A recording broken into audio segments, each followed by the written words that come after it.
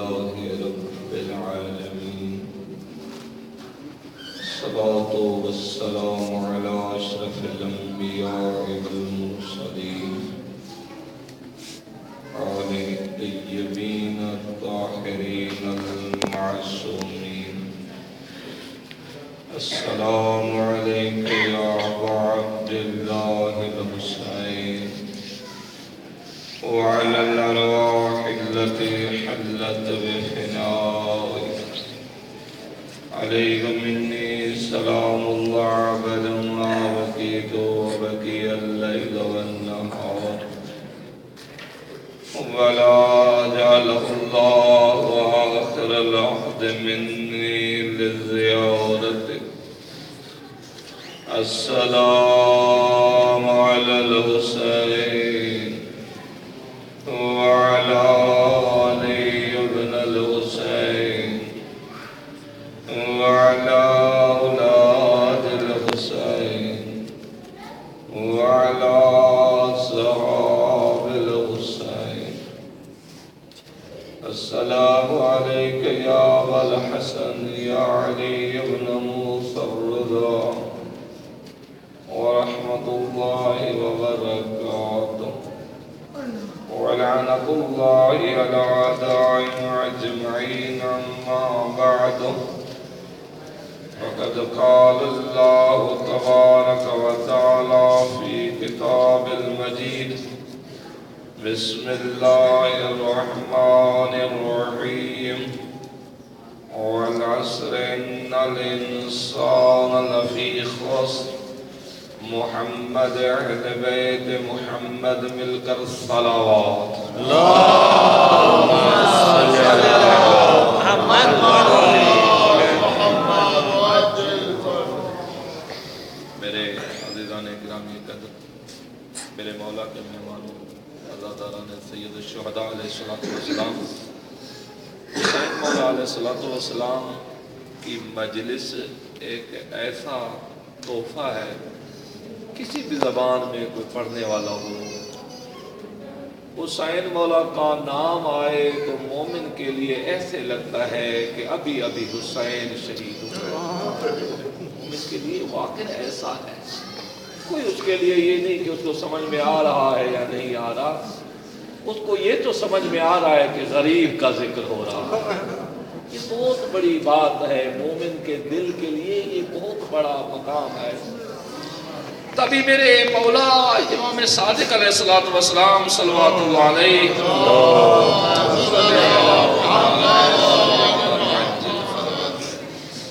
حضرت فرماتے ہیں کہ حسین مولا کا ذکر ایسا ذکر ہے کہ مومن کی دل کبھی ٹھنڈی نہیں ہوتی حسین مولا کے ذکر سے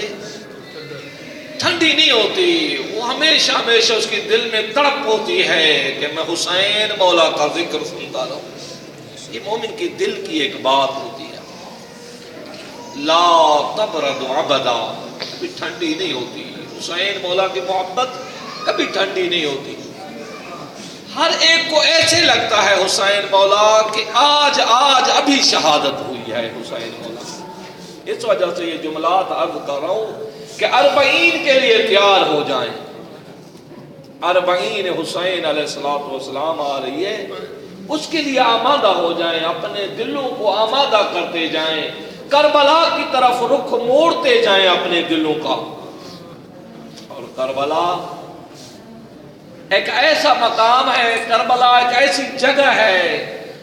فرماتے ہیں کہ اس امام ہما کی بارگاہ میں کوئی پہنچتا نہیں جیسے ہی پہنچ جاتا ہے کوئی دعا اس کی نہیں ہوتی جو اس کی پوری نہ ہو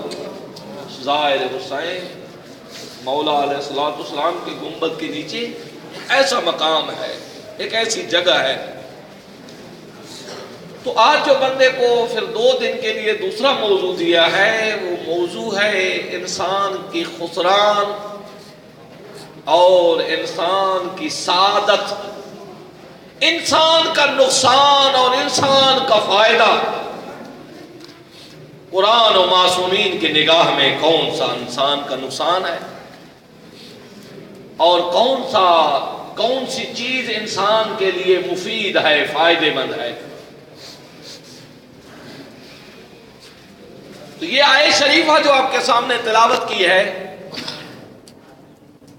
اللہ تبارک و تعالیٰ فرما رہا ہے بسم اللہ الرحمن الرحیم والعصر ان الانسان، اللہ قسم اٹھا کر کہہ رہا ہے، کہہ رہے والعصر، مجھے عصر کے وقت کی قسم، اللہ عصر کے وقت کی قسم اٹھا رہا ہے۔ پروردگار یہ عصر ہے کون؟ عصر ہمیں سمجھ میں نہیں آ رہا، جس کی آپ اتنی قسم اٹھا رہے ہیں، اتنی بہت مہم چیز ہے۔ اللہ تبارک و تعالیٰ کبھی عصر کا قسم اٹھاتا ہے، کبھی سورج کا قسم اٹھاتا ہے، کبھی ستارے کا قسم اٹھاتا ہے۔ اللہ تبارک و تعالیٰ قسم اٹھا رہا ہے، والعصر، عصر کی قسم۔ خدایا قسم کیوں اٹھائی جاتی ہے؟ دوسری بات، قسم اس لیے اٹھاتے ہیں کہ آگے والے انسان کو یقین ہو جائے کہ یہ بات ہے، ایسے ہی ہے، اس لیے قسم اٹھا رہے ہیں۔ خدا کو پتا تھا کہ لوگ انکار کر بیٹھیں گے، لوگ یقین نہیں کریں گے، اس لیے اللہ تبارک و تعالی نے پہلے قسم اٹھائی، والعصر، عصر کی قسم۔ حضرات معصومین علیہ السلام فرماتے ہیں عصر سے مراد عصر امام زمان علیہ السلام۔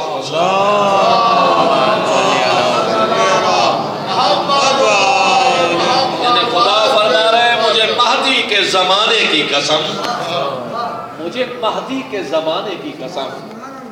دوسری جگہ پر دوسری روایات میں فرمایا والعصر سے مراد، عصر سے مراد پاک پیغمبر کا زمانہ ہے، کہ مجھے پاک پیغمبر کے زمانے کی قسم۔ تیسری تفسیر میں، تیسری روایت میں فرمایا ہے اس عصر سے مراد عصر کی نماز مراد ہے، کہ اللہ فرما رہے ہیں مجھے عصر کے نماز کی قسم۔ پروردگار نماز اتنی مہم ہے جو عصر کے نماز کی تم قسم اٹھا رہے ہو، والعصر، عصر کی مجھے قسم۔ یقیناً عصر عاشور کو یاد کریں تو پتہ چل جائے گا عصر بہت بڑی مہم ہے، بہت مہم چیز ہے عصر۔ آغائے علامہ جاڑا صاحب نے اپنی تفسیر انوار النجف میں قول نقل کیا ہے حضرت سے، فرماتے ہیں کہ عصر سے مراد عصر عاشور مراد ہے،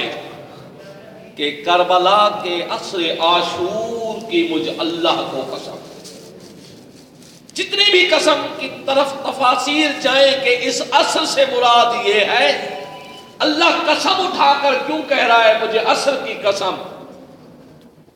اللہ فرمائے والعصر ان الانسان، بے شک یہ سب کے سب انسان خسران میں ہیں، نقصان میں ہیں، ان کی دنیا بھی خسارے میں ہے، ان کی آخرت بھی خسارے میں ہے۔ پروردگار سب، والعصر ان الانسان، بے شک، ان بے شک کے لیے، ان الانسان الف لام اس کے اوپر، پھر تاکید در تاکید کہ سارے خسارے میں ہیں۔ انسان کو یہ ہوتا ہے پھر سارے خسارے میں، اللہ جو کہہ رہا ہے کوئی ہے جو خسارے میں نہ ہو؟ سوال ہوتا ہے، اللہ نے تو کہہ دیا ہے والعصر ان الانسان لفی خسر، سارے کے سارے خسران میں ہیں، ان کی دنیا بھی ختم ہے، آخرت بھی ختم ہے۔ پروردگار کوئی ہے کہ جس کی دنیا بھی آباد ہو، آخرت بھی آباد ہو؟ سوال ہوتا ہے، پروردگار کوئی ایسا بھی ہے کہ جس کی دنیا بھی آباد ہو، آخرت بھی آباد ہو؟ اللہ فرما رہا ہے والعصر ان الانسان لفی خسر الا الذین آمنوا، وہ خسارے میں نہیں جنہوں نے علی کی ولایت کا اقرار کیا۔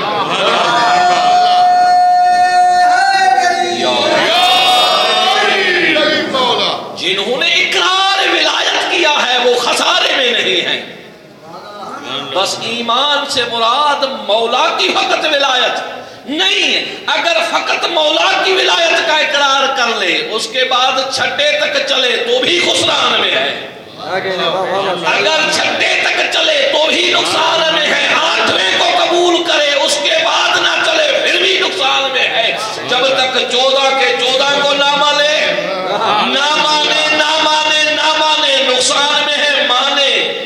کامیاب ہے؟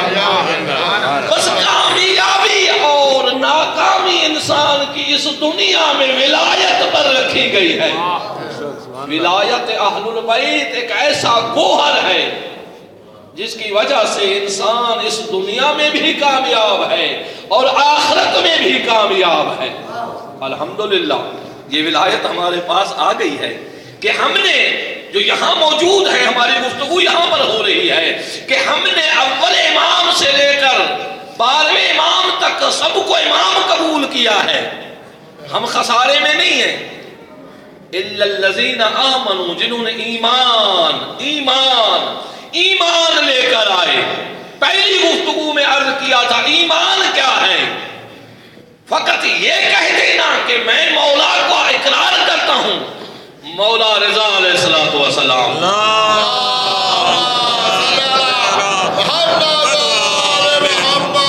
فرماتے من کان منا، جو دعویٰ کرتا ہے کہ میں رضا کا ہوں، جو دعویٰ کرتا ہے میں مولا حسین سے محبت کرتا ہوں،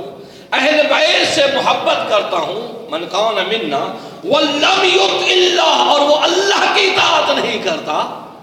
جو دعویٰ کرتا ہے کہ میں اہل بیت سے محبت کرتا ہوں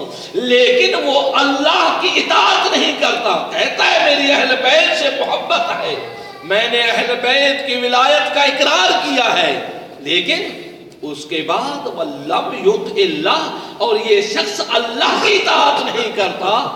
حضرت فرماتے وہ ہم میں سے نہیں ہے، یہ اپنے زعم و گمان میں ہمیں اپنا بنایا بیٹھا ہے۔ جب تک یہ خدا کی مخالفت کر رہا ہے ہمارا نہیں، جب تک خدا کی مخالفت کر رہا ہے تب تک ہمارا نہیں ہے، کیونکہ ہم آئے اس لیے ہیں کہ لوگوں کو لے کر اللہ کی طرف لے جائیں، لوگوں کو اللہ کی طرف ملاقات کرائیں، لوگوں کو اللہ تک پہنچائیں۔ اہل البیت علیہ السلام اس لیے آئے ہیں کہ لوگوں کو خسران سے نکالے، اہل بیت اطہار اس لیے آئے ہیں کہ لوگوں کو نجات دلائیں، لوگوں کو نجات دلا کر اللہ کے ساتھ اللہ کے پاس جا کر پہنچائیں۔ بس ایمان یہ نہیں کہ انسان اپنے زبان کے ساتھ کہتا رہے، لیکن ایمان اس طرح سے ہے کہ اللہ کی مخالفت نہ کرے، اللہ کی مخالفت نہ کرے۔ اگر اللہ کی مخالفت کرتا ہوا نظر آئے یہ کہلائے گا صحیح ظاہر میں، یہ ظاہر میں کہلائے گا مومن، لیکن معلوم نہیں کہ اس کی آخرت بہتر ہوگی یا نہیں، معلوم نہیں کہ آخری دم تک ولایت پر باقی رہے گا یا باقی نہیں رہے گا۔ بہت سے لوگ دیکھے گئے جن کا ابتدائی زمانہ بہتر تھا، ابتدائی زمانہ بہتر تھا، امام حسین علیہ السلام کے ساتھ اٹھتے بیٹھتے تھے، رسول مکرم کے ساتھ صلوات اللہ علیہ کے ساتھ اٹھتے بیٹھتے تھے، امیر علیہ السلام کے ساتھ اٹھتے بیٹھتے تھے، حتیٰ کہ ان کے اوصاف کے اندر نظر آتا تھا کہ ان کی محبت ہے امام حسین علیہ السلام کے ساتھ۔ لیکن آخر کیا ہوا؟ آخری وجہ کیا ہوئی؟ آخر میں نتیجہ کیا نکلا؟ نتیجہ یہ نکلا کہ امام حسین علیہ السلام کو یہی لوگ کربلا کی زمین پر لے گئے۔ نتیجہ فقط یہ نہیں کہ انسان کی ابتدا ٹھیک ہو، نتیجہ یہ ہے ابتدائی زندگی بھی ٹھیک ہو، درمیانی زندگی بھی ٹھیک ہو، آخری زندگی بھی ٹھیک ہو، ہر لمحے میں اٹھے تو بھی اہل بیت کی محبت، بیٹھے تو بھی اہل بیت کی محبت، سوئے تو بھی اہل بیت کی محبت، یعنی اس کی زندگی جیسے گزرتی جائے اہل بیت اطہار کی مودت اور محبت کے اس فرمان اور ان کے فرامین اور ان کی سیرت کے مطابق اس کی زندگی گزرتی جائے، یہ انسان خسران میں نہیں ہے، یہ انسان اس دنیا میں بھی خسران میں نہیں ہے، آخرت میں بھی خسران میں نہیں ہے۔ ایک میں آپ کی خدمت میں نورانی حدیث بیان کرتا ہوں، اس سے آپ اندازہ لگائیں کہ مودت اہل بیت کیسا گوہر ہے، محبت اہل بیت اطہار کیسا گوہر ہے، اور انسان کو کہاں کہاں کام دیتا ہے۔ یہ حدیث شریف نورانیہ سید الساجدین زین العابدین علیہ السلام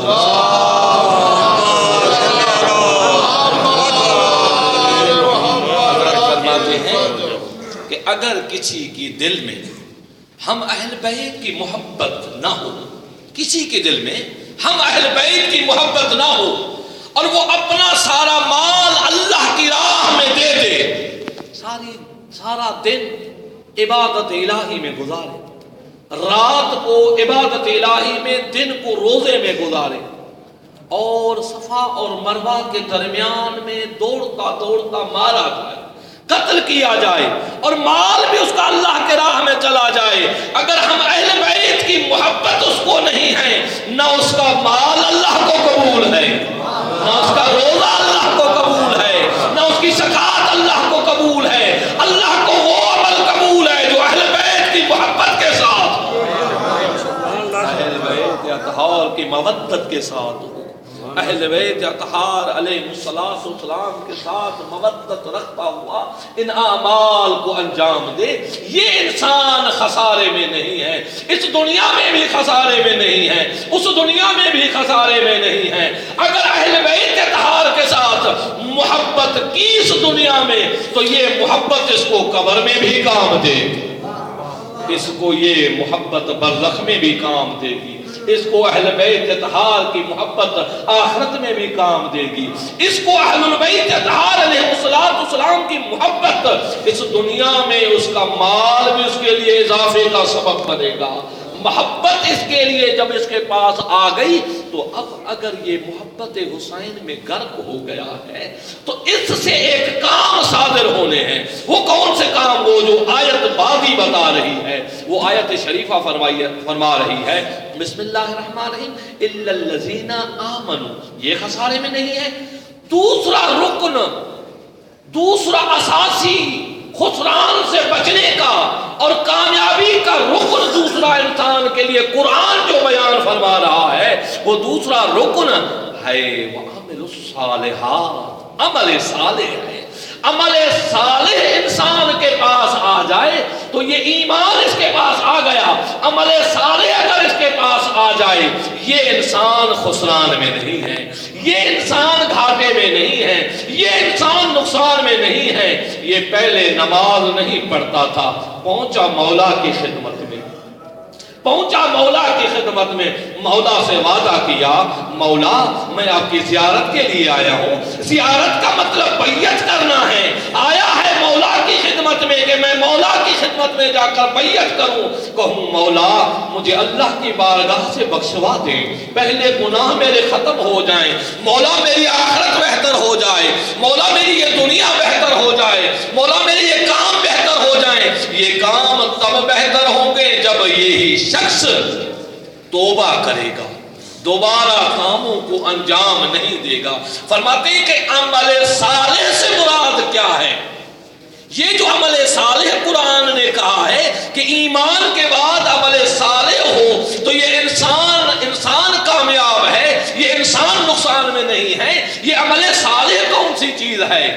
5 تفاصیل اور 5 الفاظ کے ساتھ اس کو مختلف طریقوں سے بیان کیا ہے حضرات علیہ السلام نے۔ ایک مرتبہ صلاۃ پڑھیے محمد علیہ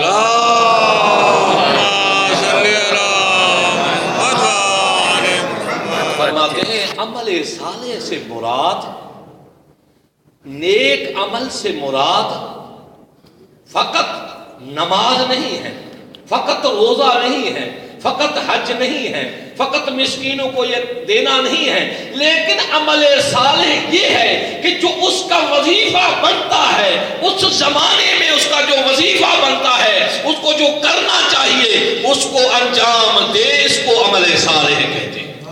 عمل صالح وظیفے کے مطابق، اگر ایک انسان کا وظیفہ اس وقت 4 رکعت پڑھنا ہے تو 4 پڑھے، اگر ایک انسان کا وظیفہ 2 رکعت ہے تو 2 رکعت پڑھے، اگر اس انسان کا وظیفہ اس وقت بیٹھ کر نماز پڑھنا ہے تو بیٹھ کر پڑھے، اگر اس کا وظیفہ کھڑے ہو کر نماز پڑھنا ہے تو کھڑے ہو کر نماز پڑھے، اگر اس کا وظیفہ یہ تقاضا کرتا ہے اپنی اولاد کو اہل بیت کی راہ میں قربان کر دے، وہ اپنے اولاد کو اہل بیت کی راہ میں قربان کر دے۔ عمل صالح، ہر وہ چیز عمل صالح بنتی جائے گی جو اس کا وظیفہ بنتا ہے، جو اس کو کرنا چاہیے تھا، اس زمانے کے مطابق جو اس کو انجام دینا چاہیے تھا، جو اس کا وظیفہ ہے، اس کا وظیفہ اخلاقی، اس کا وظیفہ سیاسی، اس کا وظیفہ جتنے بھی وظائف اس انسان کے بنتے ہیں ان کو انجام دیتا جائے، یہ عمل صالح ہے۔ اگر ایک انسان کا وظیفہ ہے کہ درس کو پڑھے تو اس کو درس پڑھنا چاہیے، ایک انسان کا وظیفہ بنتا ہے کہ اپنے وقت کے مطابق ڈیوٹی پر جائے تو یہ عمل صالح بنتا ہے۔ اگر ایک انسان کا وظیفہ یہ بنتا ہے کہ اس کو وقت کے مطابق اپنے عیال کے لیے رزق حلال تلاش کر لا کر گھر میں دینا چاہیے تو یہ اس کا عمل صالح ہے۔ یعنی جس طرح اس کا وظیفہ بنتا ہے اس وظائف کو انجام دیتا جائے، یہ عمل صالح بنتا ہے۔ یہ عمل صالح ہے انسان کے لیے۔ عمل صالح یہ نہیں کہ تسبیح کو لے کر مسجد میں بیٹھ جائے، اب اس کو تو رزق حلال کی تلاش میں جانا چاہیے تھا، لیکن ادھر سے یہ تسبیح لے کر قرآن لے کر گھر میں بیٹھ گیا ہے، مسجد میں بیٹھ گیا ہے۔ نہیں، معصومین علیہ الصلوۃ والسلام نے اس کو عمل صالح نہیں کیا، اس کی مذمت کی ہے کہ جو کام نہیں کرتا، رزق حلال کی تلاش میں نہیں جاتا اور اپنے عیال کے لیے چیز نہیں ڈھونڈتا تاکہ لا کر ان کو رزق حلال دے دے، لیکن یہ بیٹھ جاتا ہے، کہا ہے کہ یہ ہم اہل بیت اطہار علیہ السلام کی نگاہ میں کوئی اچھا انسان نہیں ہے، یہ اچھی خصلت والا انسان نہیں ہے۔ لیکن یہی جس کا وظیفہ بنتا تھا، عمل صالح کا یہ بنتا تھا کہ یہ جائے اور وہاں سے جا کر رزق حلال کو تلاش کرے، سخت محنت کرے۔ اس کے لیے اہل بیت اطہار علیہ السلام نے فرما دیا القاسم حبیب اللہ، یہ محنت کرنے والا شخص اللہ کا دوست ہے، اس کو اللہ کا دوست قرار دیا ہے۔ حل چلانے والے کو اللہ کا دوست قرار دیا ہے، نوکری کرنے والے کو اپنے وقت کے اوپر اس کو اللہ کا دوست قرار دیا ہے، جو رزق حلال کو تلاش کر کے اپنے عیال تک پہنچاتا ہے۔ اور یہی جو عیال تک یہ رزق کو پہنچاتا ہے، اس کو اہل بیت اطہار علیہ السلام نے کس تعبیر سے کیا ہے؟ فرماتے ہیں کہ یہ راہ خدا میں جہاد کرنے سے، راہ خدا میں جہاد کرنے سے افضل ہے یہ شخص جو اپنے عیال کے لیے رزق تلاش کر رہا ہے۔ راہ خدا میں جہاد کرنے سے افضل تعبیر کیا ہے اس کو کہ جو یہ شخص اس طرح کا کام انجام دیتا ہے۔ بس عمل صالح کیا ہوا؟ عمل صالح یہ ہوا کہ اپنے وظائف کے مطابق جو وظیفہ اس کا بنتا ہے، جو کام اس کا بنتا ہے، جو چیز اس کو کرنی چاہیے، اس چیز کو انجام دے۔ یہ انجام دینے کو عمل صالح کہتے ہیں۔ بس جب عمل صالح انجام دے گا تو اس کا دنیا میں بھی خسران نہیں ہوگا، اس کا آخرت میں بھی خسران نہیں ہوگا۔ دنیا میں بھی مالدار بنتا جائے گا، محنت کرے گا، کام کرے گا تو مالدار بنے گا۔ جب مال اس کے پاس آئے گا تو یہ مال سے پانچواں حصہ نکال کر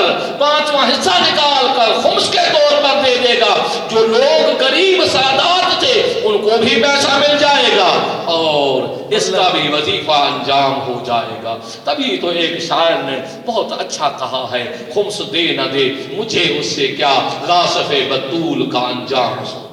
خمس دو نہ دو مجھے اس سے کیا، غاصب بطول کا انجام سوچ لے۔ یعنی خمس دینا ایک مومن کا وظیفہ بنتا ہے کہ جب انسان کے پاس مال آیا ہے تو اس میں سے پانچواں حصہ نکالے اور پانچواں حصہ نکال کر اس کو ایک حصے کو سہم امام قرار دے، ایک حصے کو سہم سادات قرار دے۔ اور یہ جو سہم سادات اگر دے گا تو اس کو اجر کیا ملے گا؟ سہم سادات دے گا تو اس کے لیے امام زمان علیہ السلام دعا کریں گے۔ اگر سہم سادات دے گا سیدہ بطول اطہر صلوات اللہ علیہ دعا کریں گے۔ اگر یہ سہم سادات دے گا تو اہل بیت اطہار علیہ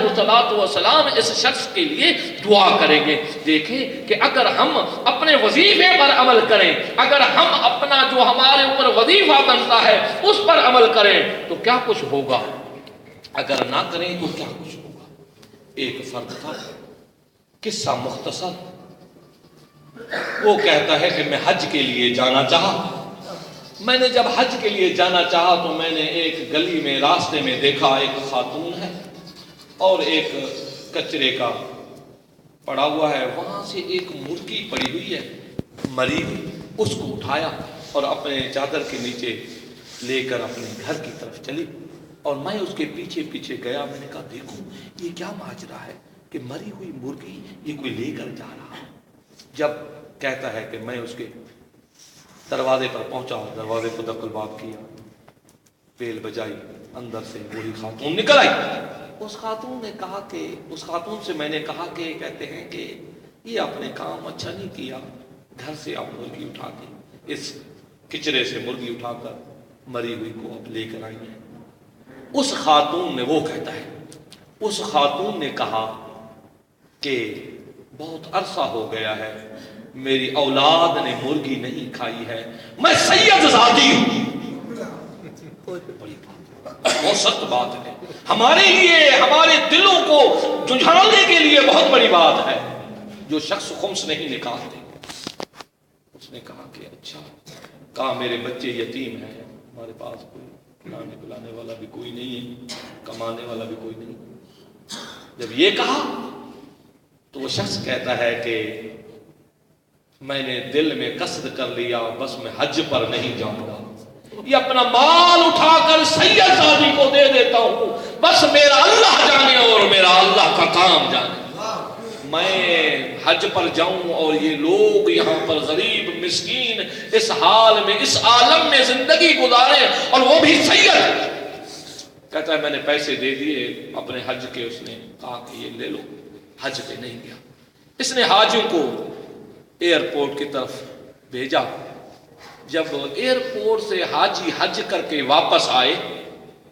حاجی حج کر کے واپس آئے تو یہ پھر دوبارہ حاجیوں کے استقبال کے لیے گیا۔ جیسے گیا تو حاجیوں نے اس کو مبارکباد دینا شروع کی، اور حاجیوں نے کہا اللہ آپ کا حج قبول کرے، انہوں نے کہا اللہ آپ کا حج قبول کرے، انہوں نے کہا اللہ آپ کا حج قبول کرے، انہوں نے کہا میں تو حج پہ گیا ہی نہیں ہوں۔ اس نے کہا ایسے نہ کہو، میں حج میں نہیں گیا ہوں، ہم نے آپ کو مکہ میں بھی دیکھا، مینا میں بھی دیکھا، صفا میں بھی دیکھا، مروہ میں بھی دیکھا، ہم نے آپ کو حج کے تمام ارکان کے اندر دیکھا، تو کیسے کہہ رہا ہے کہ میں حج پر نہیں گیا ہوں؟ اس نے کہا کہ میں حج پر نہیں گیا ہوں حج پر۔ آپ لوگ اگر اعتماد نہیں کر رہے آپ لوگ کی مرضی، لیکن میں حج پر نہیں گیا ہوں، لیکن آپ لوگ کہہ رہے ہیں۔ کہا نہیں، ہم یقین سے ایک نہیں، اس کے علاقے کے افراد کہہ رہے تھے کہ ہم نے آپ کو ہر مقام پر دیکھا ہے، ہر جگہ پر دیکھا ہے۔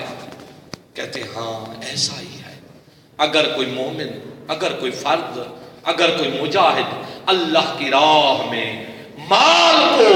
غریبوں کو، مسکینوں کو، یتیموں کو، سادات کو دے دیتا ہے، افراد کو دے دیتا ہے، اللہ تبارک و تعالیٰ اس کی شکل میں ایک فرشتے کو معین کرتا ہے، کہتا ہے فرشتہ تیرا کام یہ ہے کہ اس نے اللہ کی راہ میں کام کیا ہے، اور تو اس کی طرف سے حج کو بھی انجام دے، تو اس کی طرف سے مینا کو بھی انجام دے، تو اس کی طرف سے ان کاموں کو انجام دے۔ میرے دوستوں، میرے عزیزوں، بس عمل صالح سے مراد وظیفے کو انجام دینا ہے۔ اگر میں خطیب ہوں تو مجھے وظیفے کو انجام دینا چاہیے، اگر میں طالب علم ہوں تو مجھے وظیفے کو انجام دینا چاہیے، اگر جو شخص جہاں کا بھی ہے اس کو اپنے وظیفے کے اوپر عمل کرنا چاہیے۔ اگر وظیفے کے اوپر عمل کیا جائے گا تو اس دنیا میں بھی خسران نہیں ہوگا، آخرت میں بھی خسران نہیں ہوگا۔ مولا کے ماننے والوں، اور جو انسان کو اس دنیا سے خسران سے بچانے والی چیز ہے، انسان کے لیے بہت مفید ہے، کام آنے والی چیز ہے، وہ سید الشہداء پر گریہ کرنا ہے۔ امام حسین عالی مقام پر رونا ایک ایسی فضیلت کا سبب ہے۔ عزادارو، اگر اس کی فضیلت پوچھنا چاہتے ہو تو سیدہ کونین سے پوچھو۔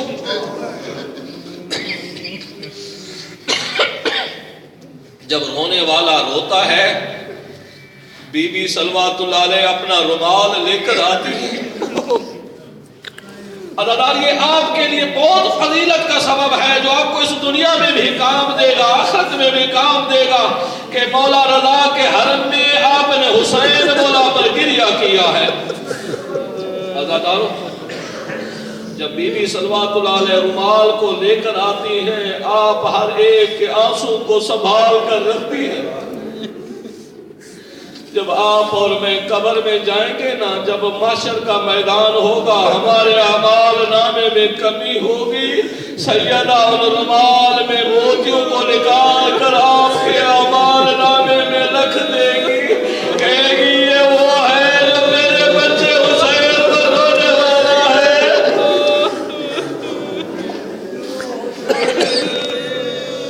عزاداروں میں کوشش کروں گا خود بھی روتا چلوں، آپ کو بھی رلاتا چلوں۔ میں مولا رضا علیہ السلام کی خدمت میں ہاتھ بندھ کر عرض کروں گا، مولا رضا آپ کو اپنی دادی زہرا کا واسطہ مولا آئیے ہماری مجلس میں، مولا آئیے ہمارے اوپر ہمیں دعوت دی ہے، مولا مجھے پڑھنے کی دعوت دی ہے، ان کو سننے کی دعوت دی ہے، مولا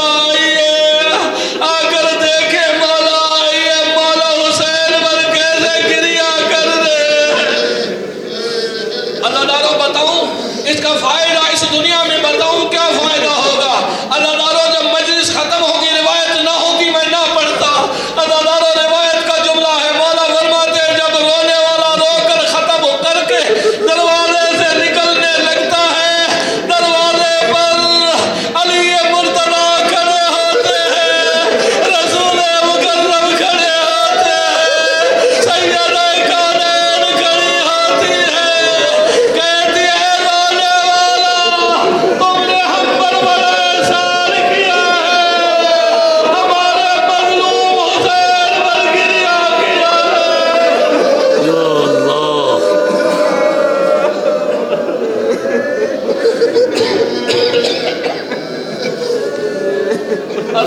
مولا رضا تشریف لائیے، مولا دیکھیے ابھی تو رونے کی بات کی ہے، یہ کہاں کہاں سے تشریف لائے ہیں تاکہ مولا حسین کا آپ کو فرصت دے۔ عزادارو رات میں نے مصائب کے جملے یہاں چھوڑے تھے کہ سید علیو کی چادریں اتر گئی۔ عزادارو جیسے چادریں اتری تھی نا، عزادارو ایک بی بی ہے جس کا نام ام کلثوم ہے، ایک بی بی ہے جس کا نام سیدہ زینب صلوات اللہ علیہ ہے۔ آپ جانتے ہیں سیدہ زینب وہ بی بی ہے جو بابے کے سامنے بات نہیں کر سکتی تھی، اللہ جانے شبر سے کیسے۔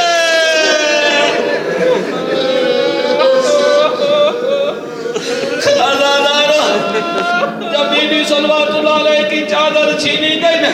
کہ آدمی گزری، عزادارو آئی بادری۔ عزادارو حق کیا ہوتا ہے، کسی کا مر جائے تو کیا کرتے ہیں، آ کر کہتے ہیں رضا اللہ کی رضا پر راضی رہو، لیکن عزادارو سیدہ زینب صلوات اللہ علیہ کے پاس آقا سجاد کے پاس ایک زیور لے کر آئے،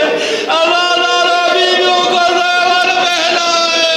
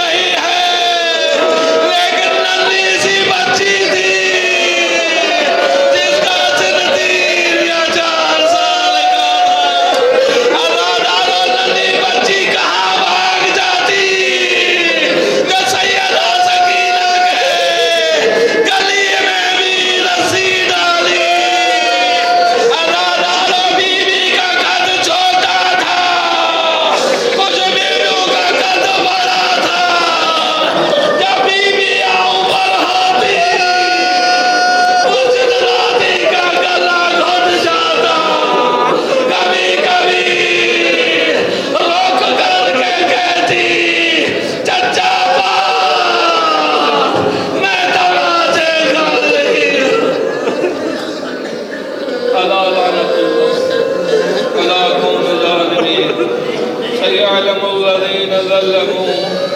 أي منقلب ينقلبون